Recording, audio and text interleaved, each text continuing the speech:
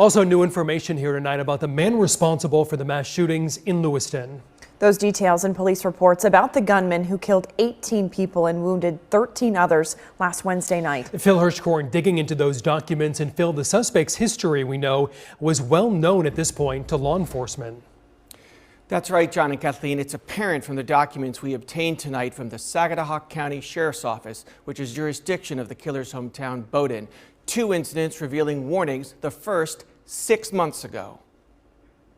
The first incident was May 3rd, when 2 close family members told a Sagadahoc County Sheriff's deputy Robert Card's mental health was in question, that he was angry, paranoid, likely hearing voices saying derogatory things about him, and answering his door while holding a handgun. The family concerned. Card had recently retrieved 10 to 15 handguns and rifles stored at his brother's house. The sheriff's deputy reporting he would rely on the family to get Card to see a doctor, but asked the brother if he believes he is a danger to himself or others to please call us immediately. The second incident was on September 15th, when Card's Army Reserve Unit, the 3rd Battalion, 304th Training Group in Saco, told a sheriff sergeant Card was having psychotic episodes and had an altercation with fellow reservists. A staff sergeant named Hodgson was worried Card, quote, is going to snap and commit a mass shooting. The Sagadahoc County Sheriff Sergeant wrote in his report, I would rather err on the side of caution since he is a capable marksman, and should he set his mind to carry out threats made to Hodgson, he would be able to do it.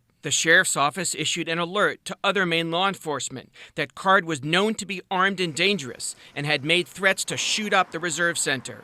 The reserve unit took away any of its weapons from Card and asked Sagadahoc County sheriffs to conduct a wellness check on him. The next day, sheriff's deputies from Sagadahoc and Androscoggin counties, seeing his white Subaru parked outside, approached his trailer home in Bowdoin. Card could be heard moving around inside the trailer, but would not answer the door. Due to being in a disadvantageous position, we decided to back away. We're unaware of any other attempt at direct contact. Sagadahoc County Sheriff Joel Murray telling us tonight in a written statement, we believe that our agency acted appropriately and followed procedures for conducting an attempt to locate and wellness check.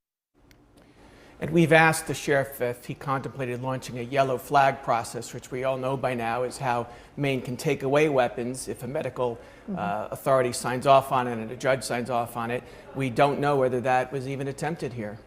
Well, what we do know, Phil, from your reporting about these yellow flag laws extensively since this happened, that law, the first few years that it's been on the books, about 82 takeaways at this point, of course, as you mentioned, after that medical assessment. So do we know why that didn't happen here in this case? We really don't, and it seems there's any number of law enforcement agencies that could have done so, because in addition to the Sagadahoc County Sheriff, we had deputy sheriffs and sheriffs from Kennebec County, from Oxford County, who were in the loop, from Androscoggin County, where of course Lewiston is, and police departments in Saco and Ellsworth. So many agencies had some information about this person's danger, and we don't know if any even contemplated launching a yellow flag process. Interestingly, of those 82 cases you mentioned, 21 have been started by county sheriffs. There's not one case that led to a weapon confiscation that's ever been started by Sagadahoc County Sheriff.